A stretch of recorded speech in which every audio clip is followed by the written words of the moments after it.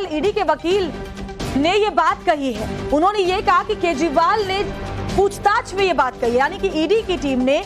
ये बात court room में सामने रखी। उन्होंने ये कहा कि पूछताछ में ये बात पता चली है कि नायर अरविंद केजरीवाल को रिपोर्ट नहीं करता था, वो आतिशी और सौरभ भारद्वाज को रिपोर्ट करता था। और कोर्ट में अगर आतिशी और सौरभ भारद्वाज का नाम लिया गया है पहली बार, तो इसका सीधा सीधा मतलब ये है कि अब ये दो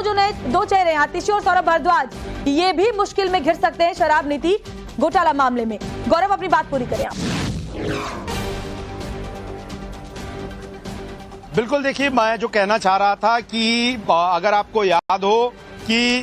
ये दावा किया गया था और एक लेटर हाल ही में 2 दिनों पहले आया था जिसमें गोवा चुनाव में आतिशी के इंचार्ज होने की बात थी और आतिशी के साइन किए हुए तमाम लेटर जो हैं वो चुनाव आयोग को भेजे गए थे। अब इसको ऐसे समझ सकते हैं कि दिल्ली की शराब नीति में फेरबदल करने के लिए और साउथ ग्रुप को फायदा पहुंचाने के लिए जो किकबैक 100 करोड़ का रिश्वत के तौर पर हवाला के जरिए लिया गया, उसमें से आरोप है कि वो 45 करोड़ गोवा के चुनाव में इस्तेमाल हुआ। अब ईडी ने यह भी कहा कि आम आदमी पार्टी के वहां पर लड़ रहे कैंडिडेट ने यह कहा कि उनके पास पैसा नहीं था, उनको पैसा दिल्ली दफ्तर से दिया गया। यानी कि जो हवाला की चेन साउथ से चलती है वो दिल्ली में आम आदमी पार्टी के दफ्तर पहुंचती है और फिर वो हवाला के रूट पर 45 करोड़ जो है वो गोवा पहुंचते हैं और गोवा की इंचार्ज आतिशी हैं और फिर घूमकर ये आरोप जो लगता है कि विजय नायर आतिशी को रिपोर्ट करते थे। तो इस पूरे चक्र में यानी कि प्रोसीड ऑफ क्राइम के इस्तेमाल में कहीं ना कहीं अब आतिशी जो कि दिल्ली सरकार की मंत्री हैं वो भी घिरती हुई नजर आ रही हैं कि ईडी के इस दावे के बाद, क्योंकि नाम ले लिया गया है आतिशी और सौरभ भारद्वाज का,